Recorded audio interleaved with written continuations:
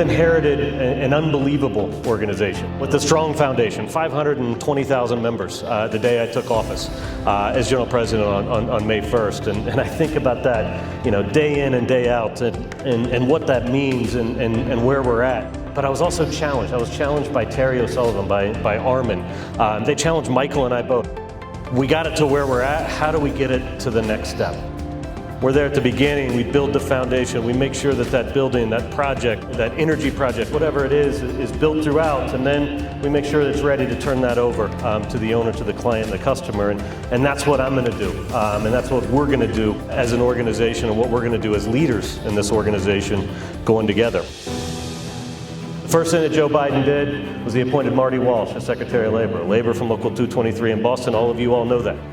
With that appointment, he also reshaped and changed the General Counsel of the NLRB, who's actually giving pro-worker decisions when we have the opportunity to go to the NLRB, whether it's an election or a complaint against a contractor or something else. The second thing that the President did is he passed the American Rescue Plan. Created a bunch of jobs. There's jobs happening today where we have laborers working on. More importantly, it created tens of billions of dollars of pension relief. There are funds within the Northwest region that have applied for and received money from the American Rescue Plan, from the pension bill, to make sure that all of the work that we have done collectively and what you have done in your collective bargaining agreements to have your pension contributions put forward, to make sure that those retirees can continue to keep the same checks at the same amount. The system wasn't, there's nobody's fault in this room that we had to apply for that money.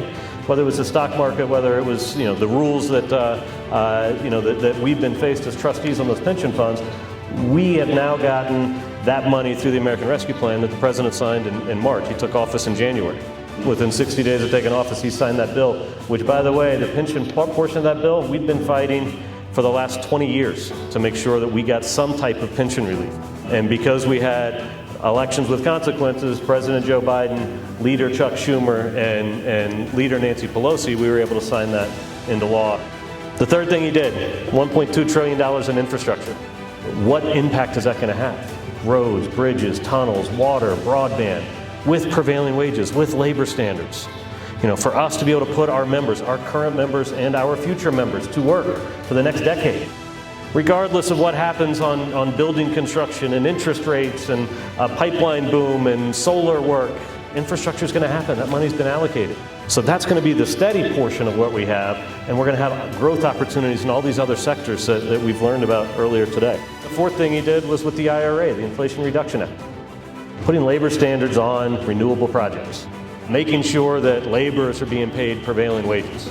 This piece of legislation ensures that anybody working, a laborer working, is going to be paid the prevailing wage that you all negotiated going forward on a renewable project. Fifth thing that the President did, CHIPS and Science Bill. During the pandemic, we had an issue with manufacturing this company that you all know. You couldn't go buy a new car, you couldn't buy a new TV, any appliance, anything that had a chip. Those chips weren't being produced, and most of them in China or Southeast Asia.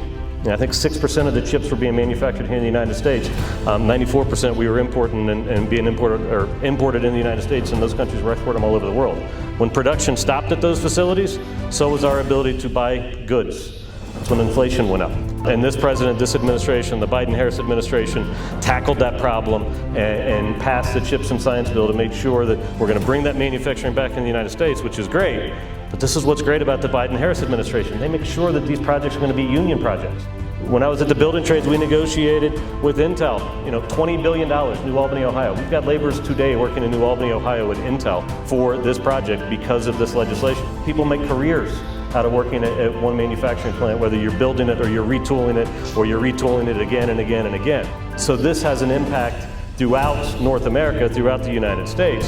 And again, it's immediate. We have laborers today working in New Albany, Ohio, under a project labor agreement that the president can't mandate, but what he is doing is he's putting us in Washington, the national building trades, national labor leaders, together with the CEO of Micron, with the CEO of Intel, with Texas Instruments, with Samsung, and getting us at the table, because he's not going to give them the money unless or until they can show him that they have a project labor agreement. That's how we create jobs, and that's how we're going to do it right in the CHIPS and Science Bill. I've had conversations with each business manager in the Northwest region. Our membership helped deliver this life-changing legislation for not only our members, but for all working people. It is our time in the Northwest region to grow our presence, increase our power, and build on our partnerships. We have the programs, the tools, and the power to continue to change lives of thousands of people each year. But in order to do that, we have to look at our own infrastructure. If changes need to be made, then as leaders, it is our responsibility to make those changes that will result in real measurables. If we work together, we will accomplish great things, an accomplishment that will impact the lives of working people and the environment in which we all live.